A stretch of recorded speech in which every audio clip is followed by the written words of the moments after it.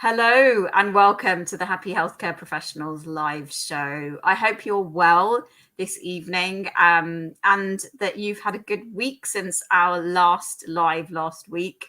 What's been happening? I'd love to hear. Drop me a message. Let me know. If you are not familiar with who I am, then my name is Kamal. I am a former national level pharmacist turned career coach and business strategist for pharmacy professionals. I absolutely love helping pharmacy professionals to forge their own career paths on their own terms, do work that they absolutely love, and be fulfilled by being a pharmacist again. And you become that happy healthcare professional. And that's exactly what this show is all about. I love sharing stories and experiences from colleagues across the spectrum in this world that we call pharmacy, and really learning from them, learning from their experiences, learning from their journeys. And tonight's guest is no exception to that. I have got the amazing Shailen Rao, who is the managing director of Soar Beyond. Soar Beyond is really an innovative company that is marrying up primary care, secondary care, pharma all together. And he's going to be talking about that experience and talking about how they've managed to create Soar Beyond, but more importantly, how they've been able to really grow it through this concept of understanding their why. So without further ado, I'm going to bring Shailen on screen. Hello, Shailen.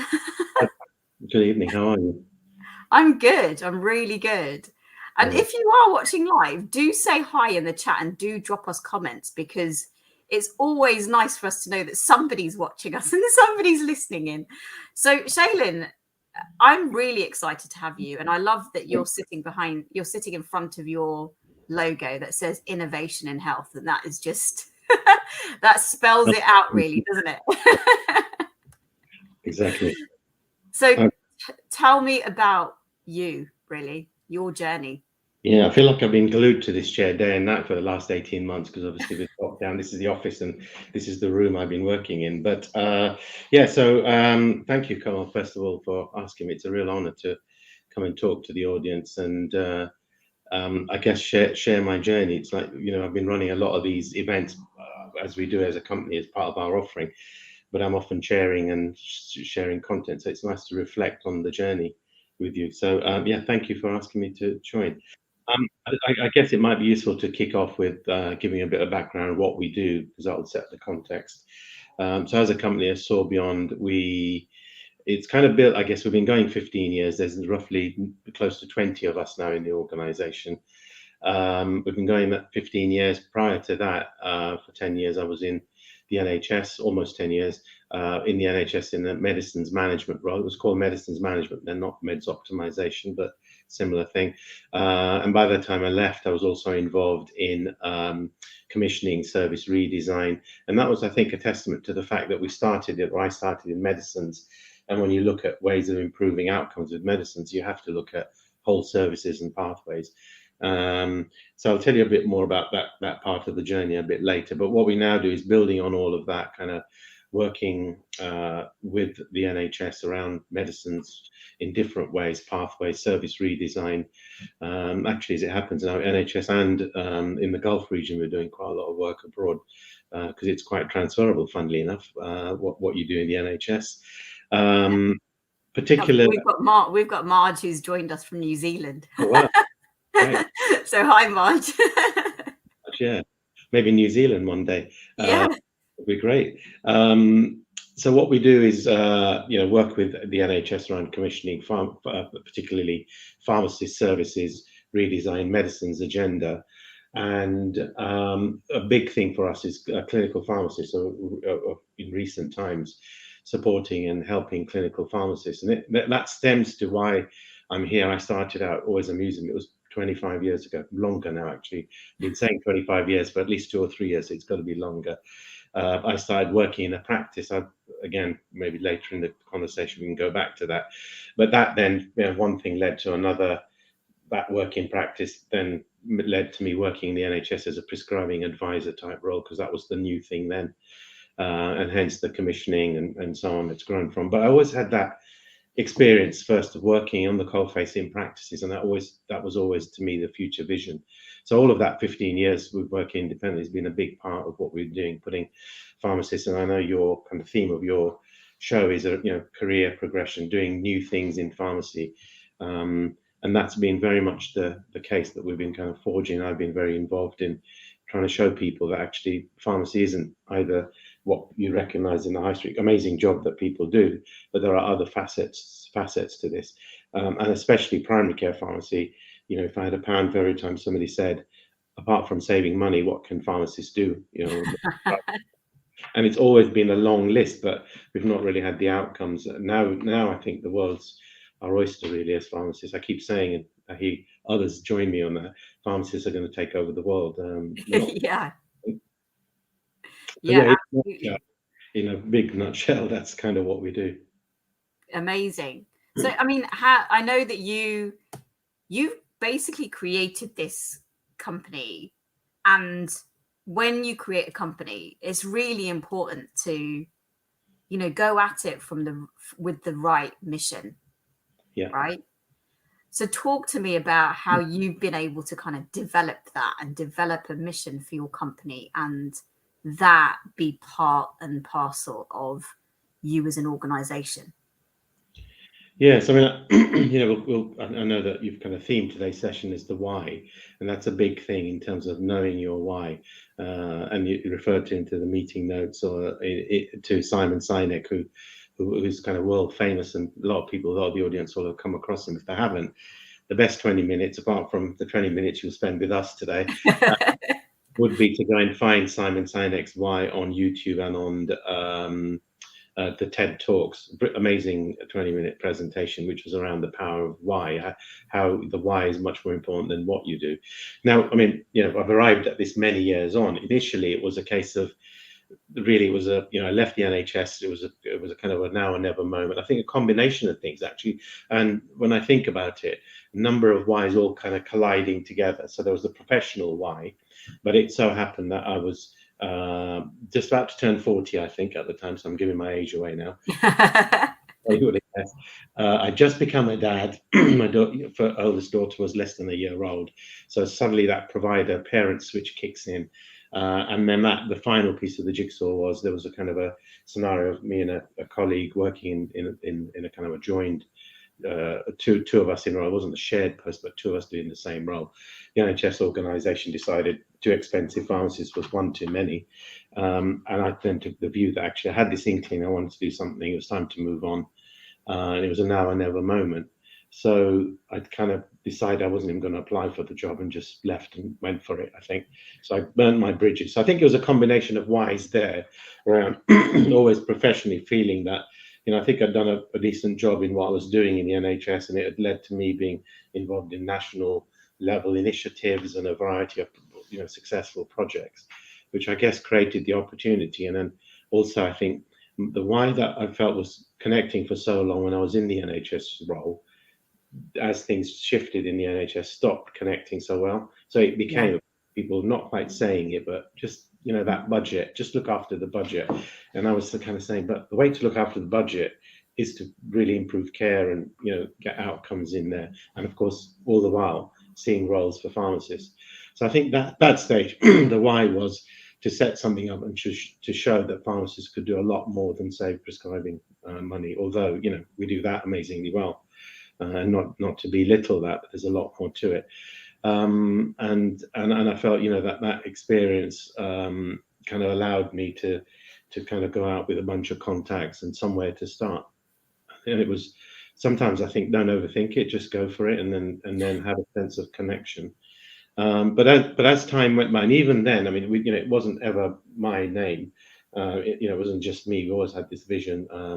The other partner in the business that started me is my wife Tiba, who is, for most of the journey has been with me in the business full time. But initially, it wasn't. Just to add to the drama of that original setup, she was off on maternity leave.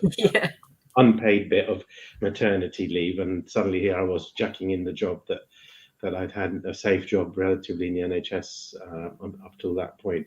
So I think it was a combination of kind of a number of things. But right at the beginning, what I wanted to create was something that wasn't just going to be ultimately about me on my own, but actually creating a kind of a hothouse for pharmacy, really, in terms of us being able to show what we could do and being valued for that as well.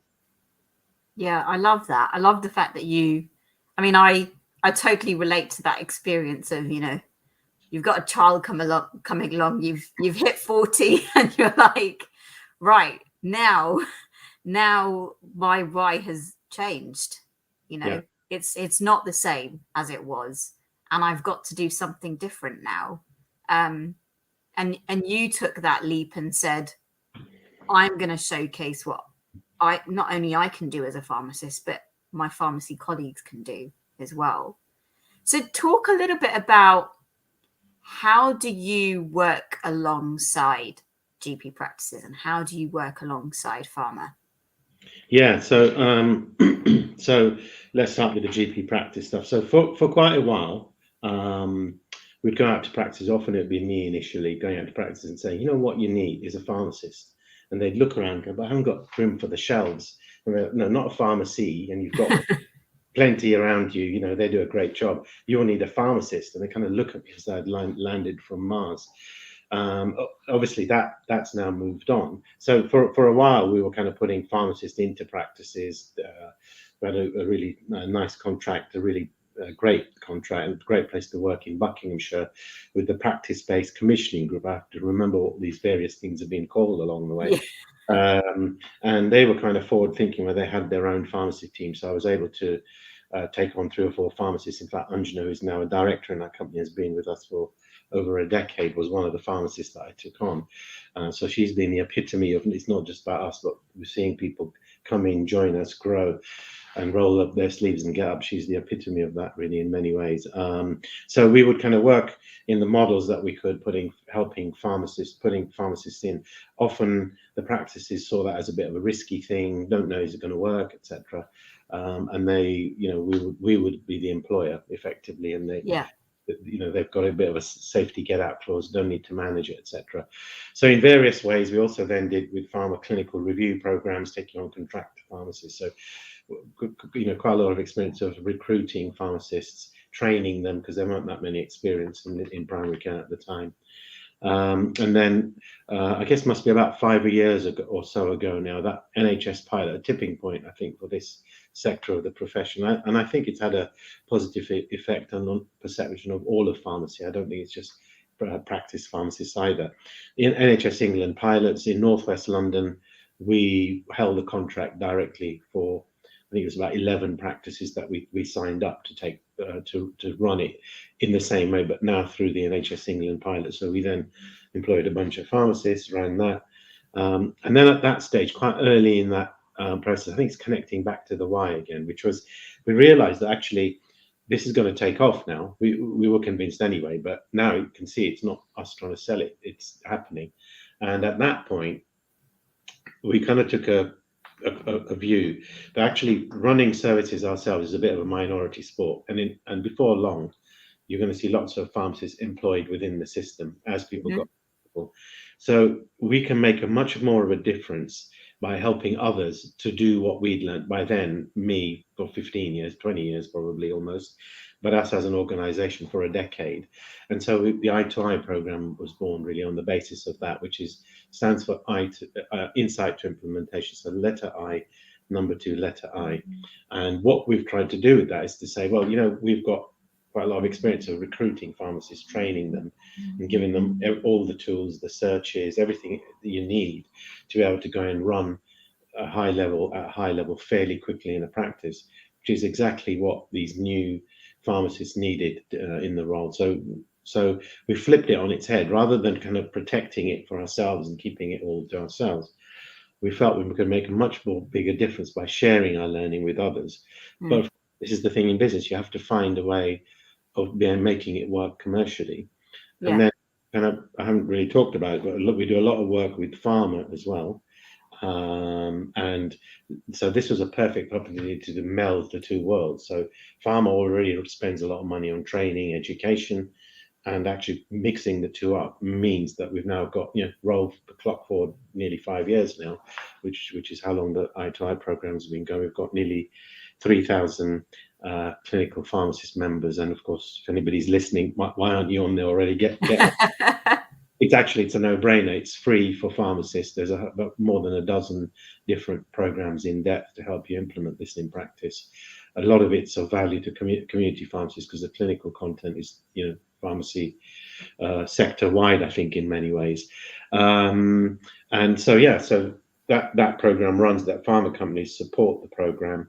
We standardized model. So if you get familiar with one methodology, let's say in diabetes, you can quickly do asthma or stoma or psoriasis, and then have all the tools like searches. You can identify the patients in the practice, and so. And one of my favorite bits of it is, it just so happens that it's worked out that way, that the key superstar speakers that in our program and the contributors are all amazing pharmacists, kind of people like Phil Newland-Jones and Hannah Beamer in diabetes, Lily Obo and Nina Barnett in elderly care. They're all really, Anna Murphy in respiratory. These are kind of some of these guys I've grown up with, or they grew up and I didn't probably, but they, their careers flourish over time, and it's been such an honor to have them as our guest speakers, and it's made such a difference, the fact that they're pharmacists, they're relatable. It's great to have clinicians and diabetologists and so on, but as a pharmacist starting, I think that's fine for them. They spent their whole life in diabetes, and also I think the pharmacist speakers, the experts, also relate to that journey because they've gone through it at some point themselves. So it's worked really well, I think, all round for us to run that. And it connects really well with RY, which I mentioned Simon Sinek, and it might be worth just sharing what RY is and what I've discovered really since lockdown. So this has ended up, we thought it'd be good during lockdown to reconnect with RY. That's this kooky sounding workshop. And the output of it, and I'll read it so I get it word for word. RY is leading and connecting with others to achieve our combined potential. And that, it doesn't sound, it's only 10 words or something, but how we arrived at that was through this workshop. But actually, when I look at it now, and I have done almost all over that 25-year period, the projects that I've really stuck at and worked on and stayed connected to and I've really enjoyed, I can literally pin it back to this why. That's the thing. Amazing. And at the time, I was completely oblivious of it. So what I've learned from this is that and they teach you this in this course, is that your why is there in your formative years, apparently, when in your late teens. I didn't know that. And then it's just a question of how acutely you are aware of it and how you stay connected. In a way, it's a bit like an anchor and the tide. If you've got a vessel in the water with an anchor, the tide's still pulling in a different direction, but the anchor kind of brings you back. And that's kind of the effect it's had on us. And of course, the tide is always there pulling in all different directions. Yeah. So I couldn't profess to say, we were really connected with it and everything we do is connected with that. It doesn't work that way. I think everything else in life kind of pulls you away from it, and you find you have to make a conscious effort to keep coming back to it.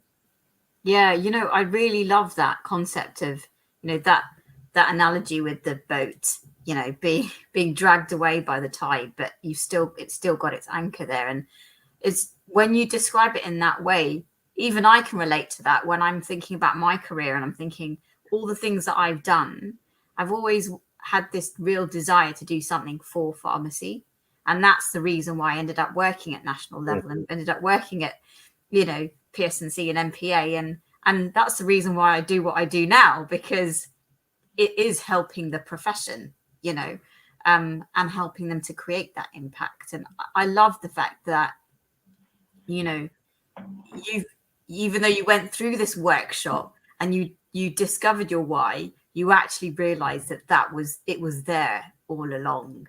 Yeah. And, you were actually almost in many ways getting closer and closer to it over the years. And now you've been able to define it and say, well, this is actually us, as an organization, but this is also me as a person.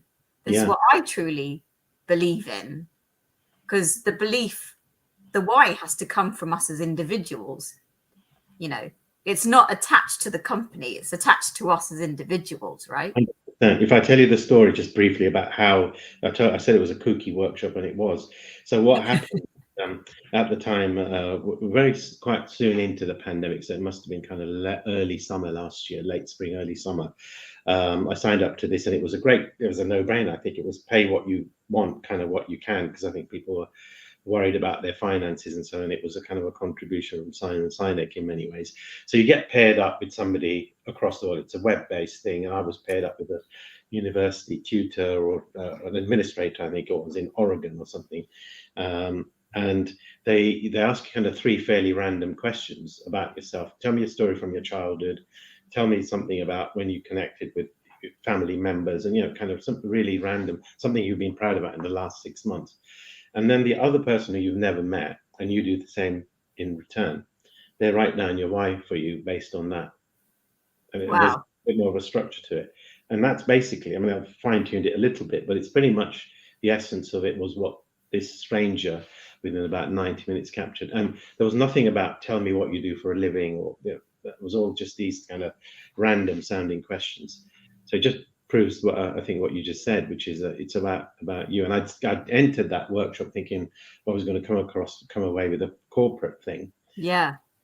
But actually it was my own why, and maybe not surprisingly, given that I've set it up and I've been at the forefront of it, but the organization is kind of shaped in the same form. And in fact, then we came back and said to the team, what do you think? Now I'm thinking, my God, what if I'm the only one with this why and everybody else thinks, oh, I don't want to work here.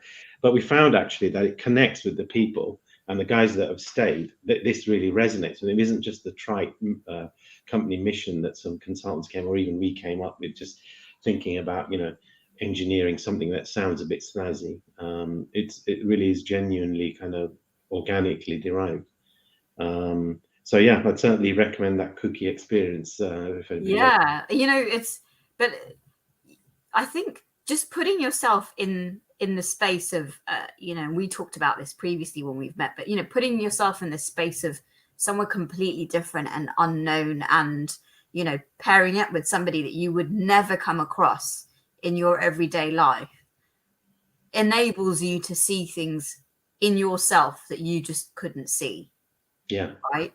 And what you just described about your team members, you know, when you showed this to them and you said, this is the why that, you know, I came up with, and they said, yeah, we get it, you know, because their why is connected to yours. Yeah, and actually, thankfully, they also, I think they didn't quite say it in those words, but they're going to go, yeah, that's about right. That sums it up. They didn't say that just doesn't fit. You know, it's completely different. I think I'd really urge people, when they think about their why, if they do as a result of this, or they do generally, don't try and manufacture something that you think you'd like it to be. Just let it be authentically whatever it is. Yeah. Yeah, I love that exercise, and I think it's just every one of us can learn from that, because one of the things that I come across a lot is, you know, pharmacists think I'm unhappy where I am, and that's your driver for going off and doing something else, right? 9 times out of 10, that's the driver. You've reached a point at which you're either unhappy or you're stuck, and, you know, and you want something more. But we rarely take that as a signal for us to reconnect with our why, which I think is a really important signal. Actually, it's a signal that's saying you're not connecting to your why, so go back to it. Yeah. Explore it. Then you will know what the direction is that you want to go in, because, you know, we will you know, it's quite natural for us to look at all the jobs that are out there and go, I'm not sure about, you know, I don't like what I'm doing now, but let me just have a little, you know, a little flitter and look and see what's out there, and think, oh, that sounds great, but do you know whether it's the right thing for you if you've not really understood what your personal why is? And it's definitely been a journey that I've had to go on and learn about, because, you know, the so-called mistakes that you make, they're actually pointing you in the direction of your why, because they're telling you, you know, and I'd really love for you to share some of your, you know, learnings over the years. Yeah, well, I mean, it reminds me of what you're saying. It reminds me of one of my favorite ones, and I described to you, I think, that along the way, and I think that's partly, just how I tick, really, which is I love concepts and I love models, and then trying to apply them, even the why, which is what attracted me to the why, and the, applying that. And you can think, well, that's an interesting concept. What if we apply it to our business, to our customers, to pharmacy, to NHS? And I guess that's kind of, always been my thing, I guess. And and another one of these, I think I described it to you kind of just off the cuff when we spoke previously, that I feel like I've been playing a computer game, and I'm not really a computer gamer, but there's lots of younger people on the audience than me probably who are. And if you're not, like me, you've watched your kids and teenagers stuck on there, and they kind of, whatever the game is, running through somewhere, bouncing over, avoiding, collecting things along the way, whether it's gold coins or credits or whatever it is. And that's how I kind of sum up the journey. It's been the journey is really about the collecting the coins and the learnings and the experiences along the way. In the end, there isn't really a pot of gold at the end of the rainbow anyway. And for me, those little things that I've collected are learnings and insights, and so many of those, I guess, comes with age probably a little bit, is that after a while, if you're that way inclined as I am, you've collected quite a tool bag of certain things, if you can find a way to play those back in. And I love doing that. And one of those is the change equation. I was just saying, you were saying that people don't necessarily make the step until they're cheesed off. Well, there's actually a science to this. The change equation is, basically there are three components that have to be in place to overcome resistance. So if a change isn't happening, there's a resistance to it, whatever.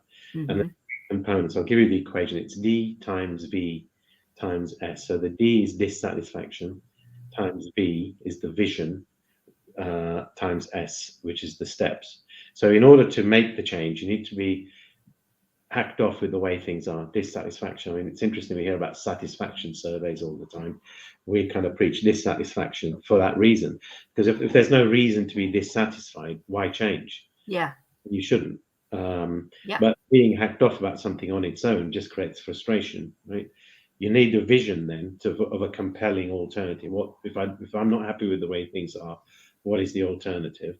And then the third ingredient is steps. So once you've got a vision, then you kind of think, okay, how am I going to get there? And I always use the example of, weight loss or getting fit, because most of us have had to contend with that either at some point. And it's interesting, isn't it? When you look at weight loss, what do you see? Try this diet, try that exercise program, step in that change equation.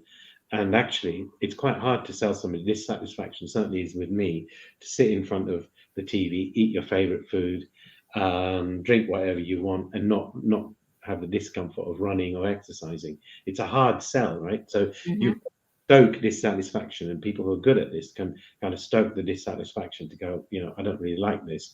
And then the vision has to be there. And it's an interesting example that when people sometimes do make that improvement, it's often for an event, a wedding or whatever it is, and they have that vision. That's the thing that changes, because the steps haven't changed, especially talking to pharmacists here. We know what the steps are.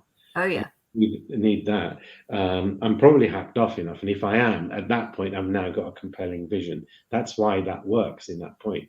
So if you apply that to, people's careers and the profession, how dissatisfied really are you with the way things are? What's the vision of what that's going to be alternatively? And then the steps. And if I haven't done it before until it's just flashed in my head, the story I gave you about, starting the company, I was dissatisfied. There's plenty of dissatisfaction. There was vision with all the changes, the being a father, turning 40, the opportunity, and the steps was probably the least of what I had. And I still went for it, because the other two, enough steps to get going. But I could have sat there for another 10 years, and then it would have been a lost opportunity.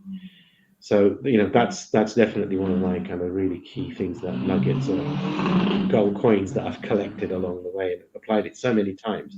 We apply it to all our lot of our programs in the NHS and service improvement around, right? So if you want to make the change, why are people going to make the change? And I subsequently learned that of those three components, the D, the dissatisfaction, the vision, and the steps, the dissatisfaction has the highest weighting. Yeah. You've got to be, you've got to have a burning platform, as it's described in plain English. Now, those of you that are mathematically minded, it's D times V, not plus. So when it's times, a zero in any of those three, the whole equation is zero that side. Yeah. So you can't have no vision, no dissatisfaction, and no steps. Otherwise, it won't work. Yeah. So yeah.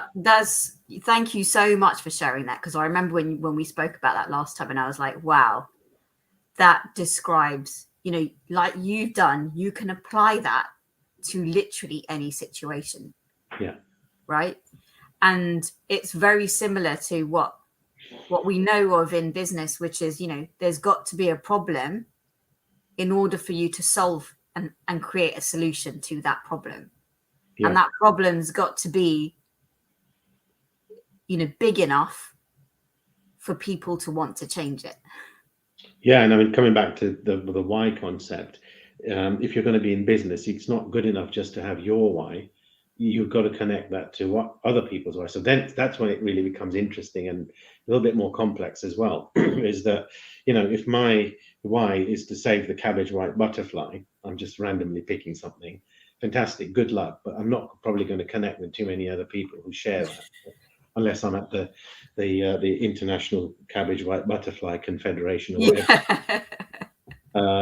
So it's got to connect with in a way that's relative. So if we want to do things in pharmacy, I think this is a key thing I observed, particularly being in the NHS, kind of working with LPCs on pharmacy service development, etc. And I hear it all the time. The mission seems to be to show the value of pharmacy, but nobody really cares about that outside of pharmacy, and maybe sometimes not even in pharmacy.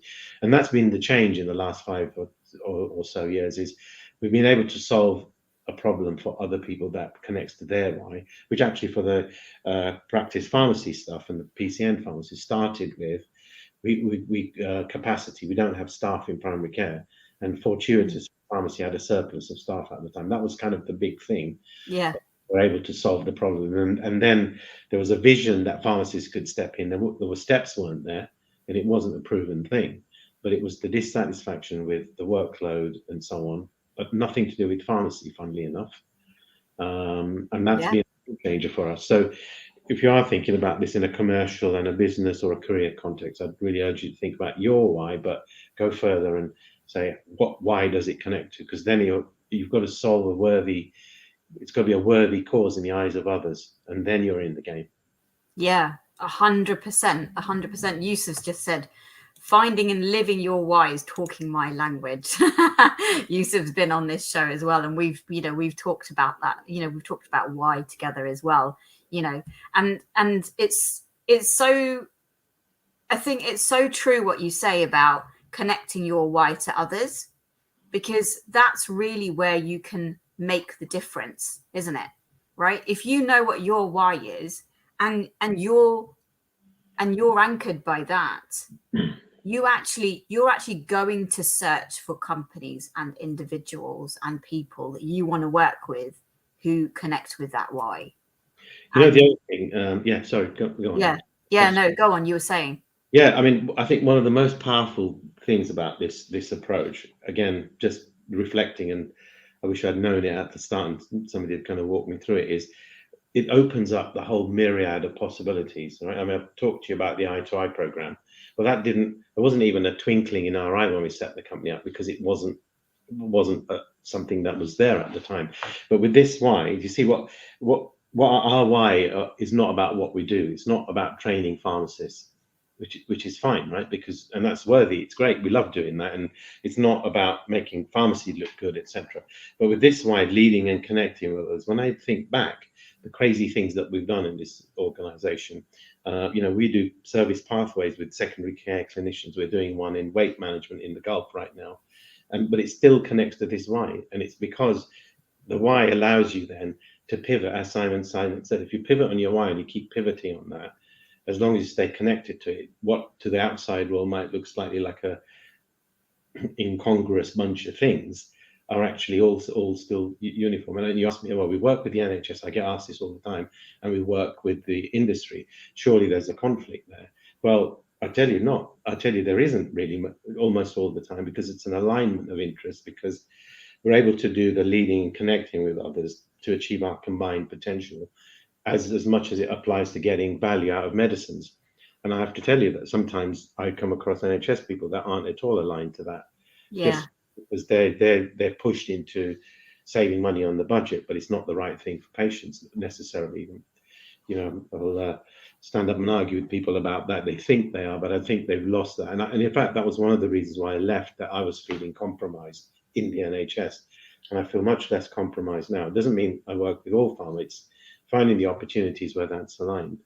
So connecting to your why will multiply the options if people are thinking about career options, right? Connecting to the why will open up the possibilities of how you can achieve that. And the world now, especially in business, you know, everything we were doing 5-10 years ago, most of that's not happening now, because the world changes so quickly that actually with pharmacists in the way, it's new, but 5 years from now, they're going to be established. So it's going to be something different. So don't get wedded to your what you do, because you'll severely limit yourself. But if you connect to the why, then suddenly you'll find ways of connecting and finding ways to deliver that, you know, and it really will kind of take the pressure off you to be able to find new opportunities and work on them and grow. I think grow yourself as an individual, most importantly, but probably your career with it. Yeah. Don't get wedded to the what. Yeah. That is such an important point, because I think in pharmacy we can get so wedded to the what, and that holds us back so much as a profession.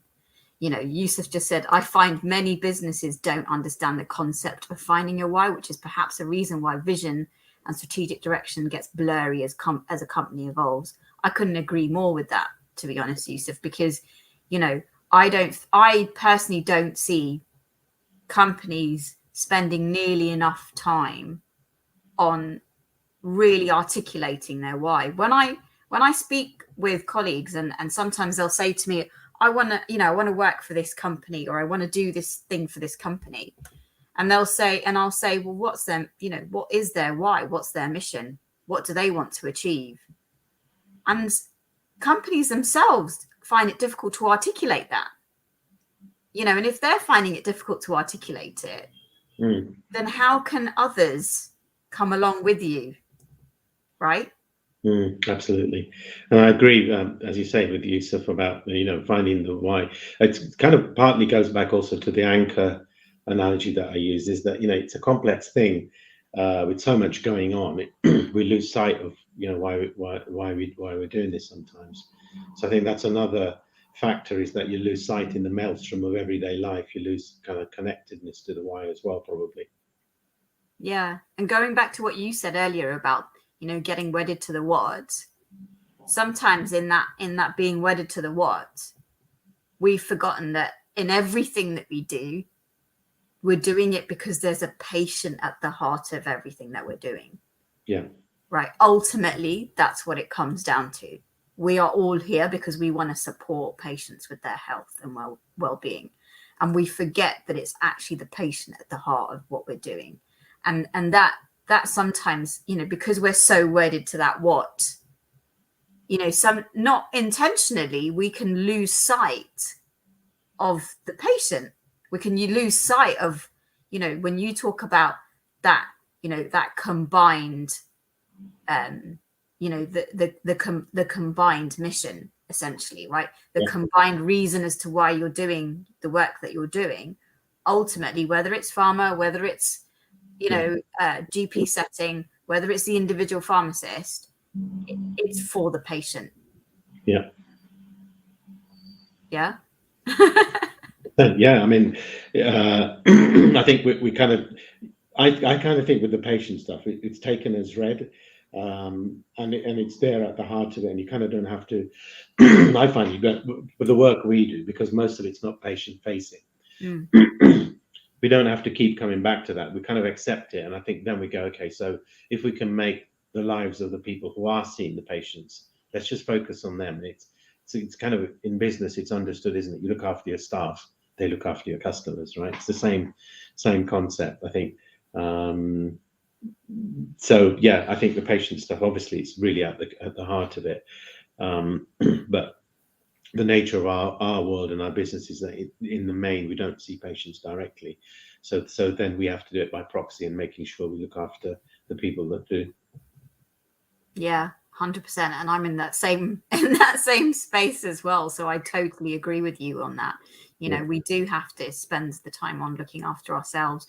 We do have to spend the time on understanding our own personal whys, you know, and finding that and connecting with that and connecting that to the companies and the organizations and the people that we work with. And that overall makes for the happy healthcare professional, as far as I'm concerned. Right? Indeed. Thank you so much, Shailen. You've covered so much of what I was going to ask you. So, you know, I really appreciate it. And I really, really appreciate you sharing that equation, because I think, you know, that D times V plus S, right, is D just times S, yeah, times S is greater than R. So that's the change equation. It comes from Harvard Business School. So people brighter than me have come up and dreamt that up and created it and tested it and so on. But yeah, the change equation. Look it up, right? Yeah. Thank you so much, Shailen. Really appreciate you spending the time this evening with me. Thank you to every single one of you guys who's listened in and watched and commented. Thanks, Yusuf and Marge, for commenting. And any of you guys that do listen to this again later on, you know, do drop your comments. Do drop your biggest learnings from today's show and what you've been able to learn from Shailen. And you know, if you want to get in touch with Shailen, you can do. I think I did tag you on my LinkedIn, but, you know, is LinkedIn the best place that people can contact you, Shailen? LinkedIn or Shailen at soarbeyond.co.uk is my email. If anybody wants to email me, I'm more than happy to hear from people and further the conversation. Fantastic. So thank you very much, Shailen. I will see you soon. Thank you. Thanks again. And, you know, have a great rest of the evening. Bye. That was Shailen. Thank you so much for listening to today's show. I hope you found